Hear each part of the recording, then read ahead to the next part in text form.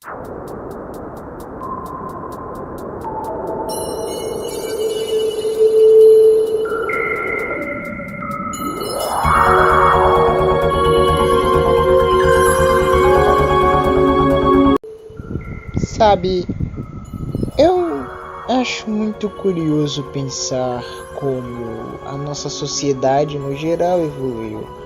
Nossas políticas, nossos conceitos e até mesmo nossa ética moral evoluiu conforme o tempo passou. Bom, outra coisa que evoluiu, inegavelmente, também foram jogos. Jogos, uma das nossas maiores fontes de entretenimentos, e aqui no Brasil, sendo um dos países, se não o país que consome jogos, é o maior país que consome jogos, se eu não estou enganado. Conhecemos vários jogos diferentes, derivados. Nós sabemos o que é um Rain Gun quando nós vemos um. Nós sabemos o que é um jogo de plataforma, é só a gente ver que é um jogo de plataforma. Nós sabemos o que é um RPG quando a gente vê um RPG. Isso me parece muito interessante. Só que houve uma época no passado, assim como as nossas leis e regras, que os jogos não eram algo estáveis, mas sim instáveis. Mas isso, diferente da nossa vida real, era até que uma coisa boa, já que vários conteúdos e coisas derivadas poderiam ser experimentadas, muitas ideias poderão ser abrangidas, e muitas são sólidas e ganharam o título de atemporal. Inclusive, graças a essas ideias, muitos jogos maravilhosos surgiram, e vários estilos de jogos também surgiram dessas ideias. Ideias maravilhosas e incríveis. Eu compreendo tudo isso quando digo que, infelizmente, Mega Man 1 não é um grande exemplo de jogo, nem muito para a nossa época, não muito para a nossa época, mas para a época que ele foi lançado, realmente foi algo inovador. Já hoje em dia, bem, esse vídeo vai explicar por si só.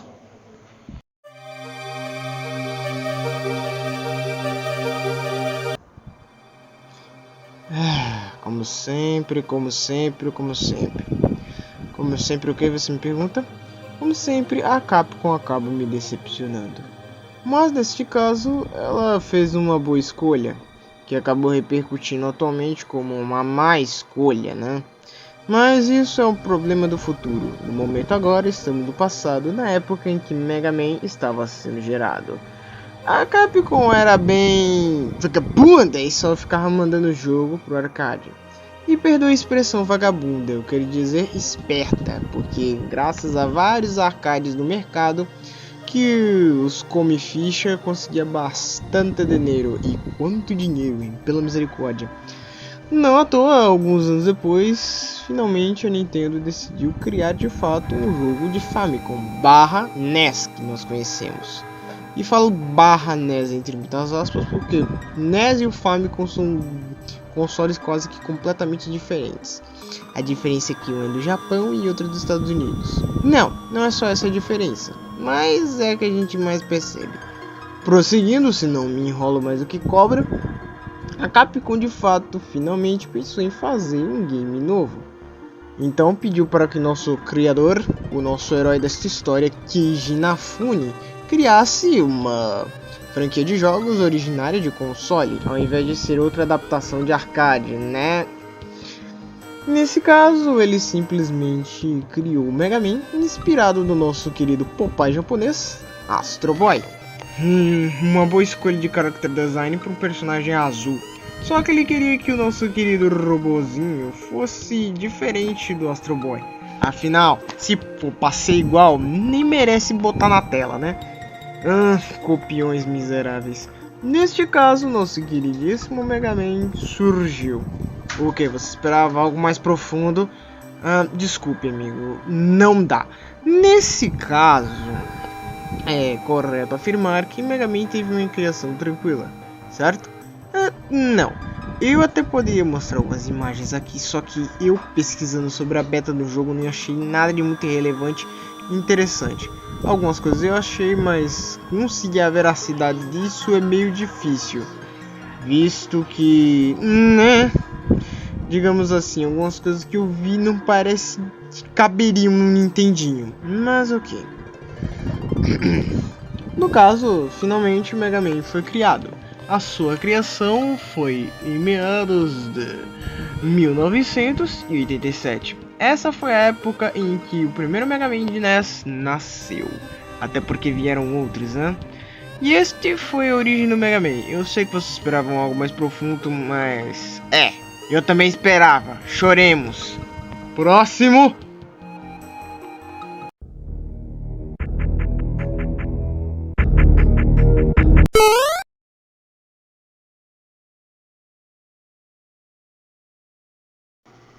No século XXI, dois cientistas magníficos surgiram, Dr. Thomas Light e Dr. Wily.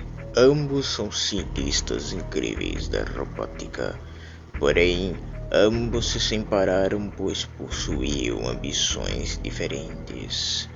Dr. Wily criou uma fortaleza no oceano, enquanto Dr. Thomas Light seguia criando vários e vários robôs.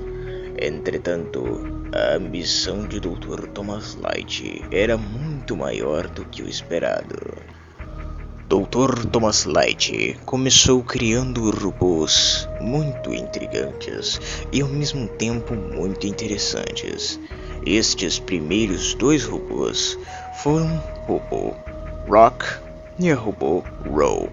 E se você percebeu que isso era a palavra Rock and Roll, você tá de parabéns.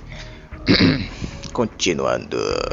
Após ter criado um robô assistente e uma robô dona de casa, em seguida o Dr. Thomas Light pensou que poderia criar mais e mais robôs com o complexo e o pensamento humano, cada um possuindo funções específicas.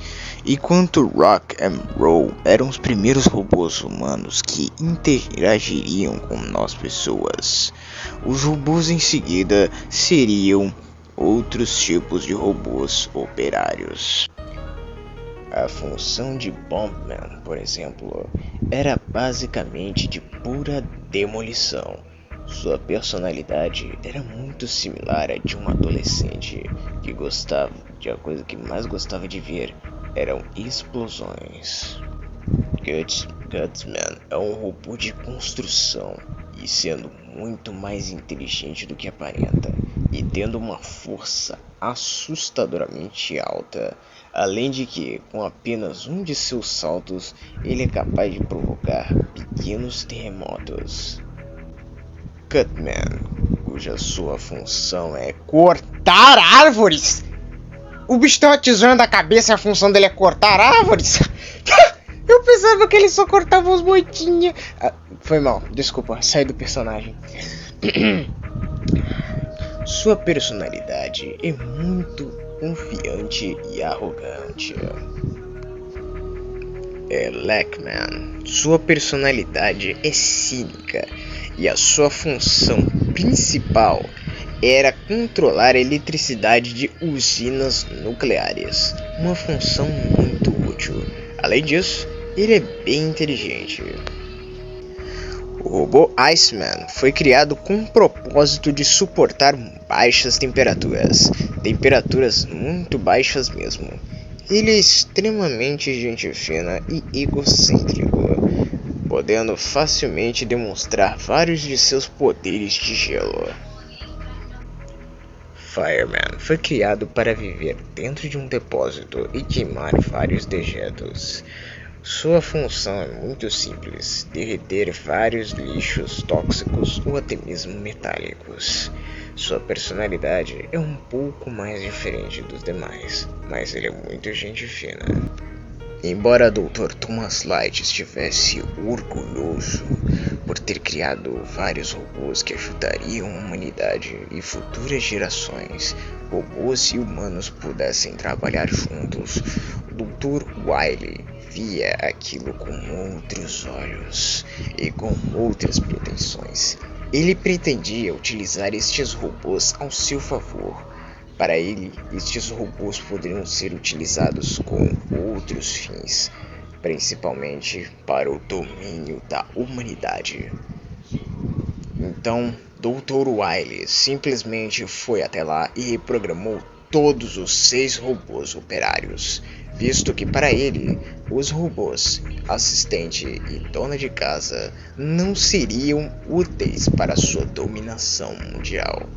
Dr. Thomas Light, vendo a situação em que seus robôs, que antes ajudavam a humanidade, agora simplesmente destruindo tudo, se vê obrigado a tentar destruir suas melhores criações. Sendo assim, ele acaba pegando o único robô que estava sobrando no momento. Até porque botar uma arma na mão de um assistente não vai dar muito certo, né? Ele acaba transformando seu robô assistente em um guerreiro com uma armadura muito bem feita e resistente e uma arma muito potente. E assim começa a história de Mega Man 1. E já vou deixar bem claro que a parte resistente e a arma potente, meu filho, só vamos pro jogo, bora.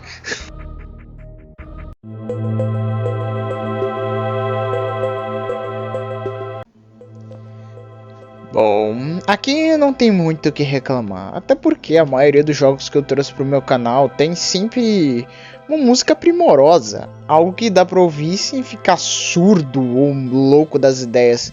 Então, escuta aí, vai. Esta eu escolhi com carinho. Fique à vontade. Ué, tá esperando o quê? Escuta logo.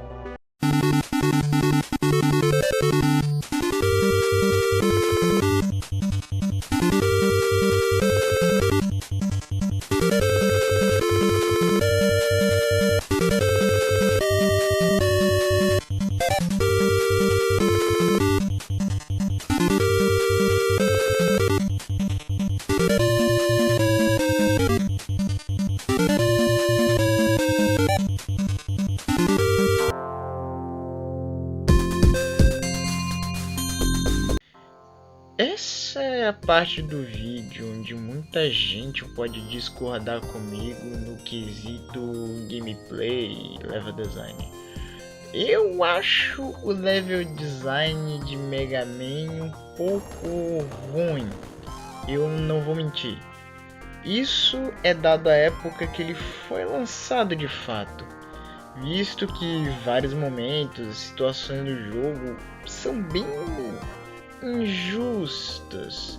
Eu não tenho muitas gravações para mostrar aqui, mas esse jogo de fato me preocupa no quesito que ele nos propôs.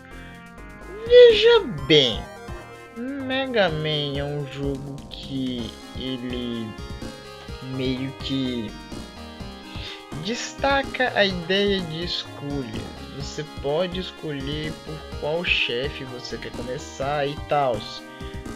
Só que essa foi a primeira tentativa de Mega Man.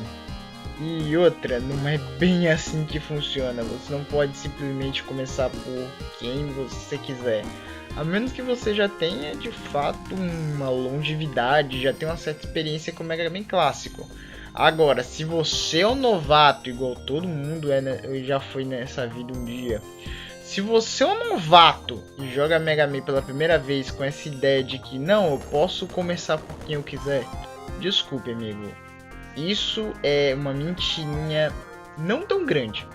De fato, se você tiver uma certa habilidade já em Mega Man, falo clássico e não da série X, porque tem muita coisa que melhora a gameplay no geral. Se você já tem certa experiência com o Mega Man clássico, de fato, você pode começar por quem você quiser. Agora, você, marinheiro de primeira viagem, eu não recomendo você começar simplesmente porque você quiser. Poxa, o Cutman é igual um sapo cururu, não para de pular de jeito nenhum e ele dá um dano relativamente alto. O que falar do Elecman, por exemplo? O bicho lança aqueles raios que literalmente com um tapa dele, o Mega Man praticamente capota morro abaixo, não tanca um raio na fuça que já perde bastante vida. Tanto que pro Copycat eu até recomendo utilizar ele para dar mais dano. Mas lembre-se, você também toma um dano desgracito dos raios elétricos do Electman. Mano, na moral, esse jogo não foi feito exatamente para você fazer o que você quiser. Visto que existe um item chamado Magnet Beam lá na fase do Electman. Para poder pegar, você precisa ter o tiro, entre muitas aspas, do Gutsman, que permite você levantar determinados blocos. Nisso você se pergunta, ué, qual o problema? É só eu derrotar o Electman, pegar o Gutsman, a arma dele no caso, e voltar nessa fase, certo? Meio que não tem como mostrar aqui porque eu não gravei. Mas quando você derrota um Robot Master, você derrota um Robot Master. Em outras palavras, você não pode simplesmente voltar na fase onde você já deletou o inimigo. Tipo, se você derrotou o Cutman, você não vai poder voltar na fase dele, porque você já derrotou ele, então pra que você vai voltar? Só que tem um porém. Uma dessas fases tem um item que se você passar direto, amigo, dê adeus a este item. Se você deixou esta porcaria pra trás, é soft lock. Você não vai conseguir zerar o game, porque em determinado momento do jogo, literalmente o final dele, vai exigir que você tenha o Magnet Beam. Se você não tiver essa droga, morreu o game, pode resetar, chore no banho, refaça o dog, porque não tem como você voltar nessa fase. Derrotou o Electman, não pode voltar na fase do Electman, consequentemente não vai poder pegar o Magnet Beam. E como eu disse, não dá pra começar onde você quiser se você é um marinheiro de primeira viagem. Sério, se você for um marinheiro de primeira viagem e tentar enfrentar o Gutsman achando que é o bonzão, vai tomar uma pisa, porque literalmente não tem como enfrentar ele. Enfim, lembra que eu disse lá no início do vídeo, na parte da história no caso, em que eu ressaltei sobre a armadura do X e a arma potente que ele tem, né, entre aspas. Cara, essa armadura não é forte. É sério.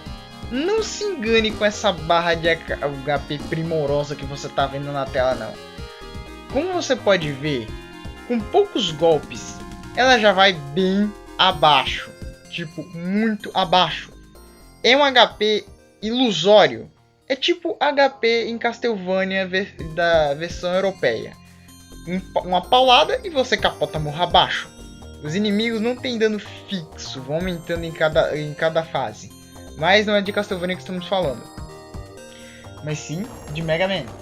Porém, por mais que o dano dos inimigos seja fixo, não pense que isso necessariamente vai facilitar alguma coisa na sua vida. É sério, os inimigos aqui são coisa de outro mundo, bicho. Te dão um dano miserável se você deixar. E outra, se você quiser dar um dano razoável ou grandioso neles, use a arma de outro chefe. Só lembre-se, use com moderação, porque lembre-se de novo, alguns chefes não adianta você só ser habilidoso com suas habilidades de principiante.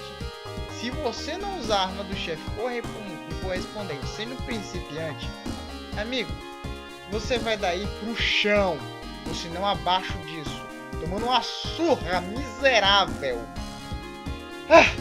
E é basicamente isso. Bom, vamos para a conclusão do que eu acho deste jogo questionavelmente bom.